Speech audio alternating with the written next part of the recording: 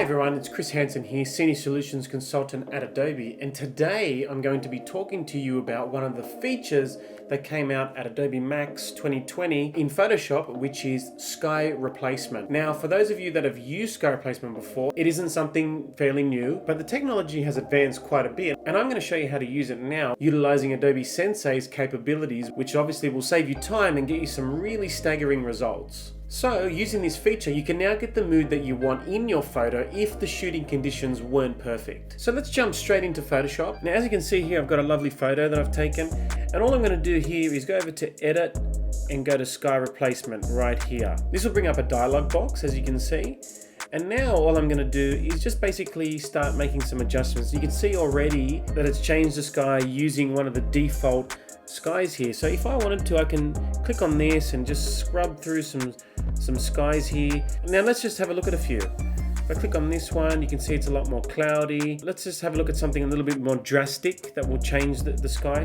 Take note of the horizon line, and nothing here is being cropped out. It's really important to note that because Adobe Sensei is picking up the horizon line there and is able to replace that sky really easily. Now, if I wanted to, I can do things in here such as shift the edge. It'll drag that up even further.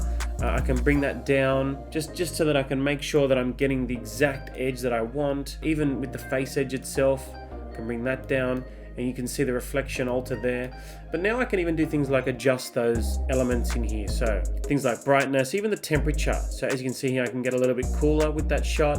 What we can also do here is flip that. So if we wanted to, we can flip that around. But if we have a look at some of the foreground adjustments, we can now do things like screen that or change the multiply of it, and even the lighting adjustments within here itself. It's just a matter of what suits the different type of mood for your shot. Now just keep in mind that this is non-destructive, so you can turn any of them off and on at any time at all. But if I'm happy with this shot right here, I can just hit OK. And notice that Photoshop puts it into its own folder with all the adjustments in it, as you can see over here, which is really handy because if you needed to go back and make those adjustments, you can just turn some of these layers off. Now, we don't have to stop there. Yes, Adobe gives you your own skies to add in certain photos, but you can even bring in your own photo, your own sky, really. Okay, so in the example I showed you, Adobe does give you access to their own default skies that are preloaded into Photoshop for you to select from. But what if you wanted to add another sky from another photo that you perhaps took? Well, you can do that right here. Now, if you go over to this section, as you can see here, and just click on the drop down, then you can click on the add button. And what you can now do is search for the file that you want to bring in. So in this instance, I've got this file right here. I'm just going to open that. And I want to grab the sky from this. I'm just going to call this new sky. Hit OK. And just like that, it's brought in my new sky image just here. When you select OK for this particular image, you want to make sure that you have output to new layers selected, because what that will do is put it into a brand new group with all the changes that you made in that group. At any time, I could just switch these off and go back to the original shot, as you can see here.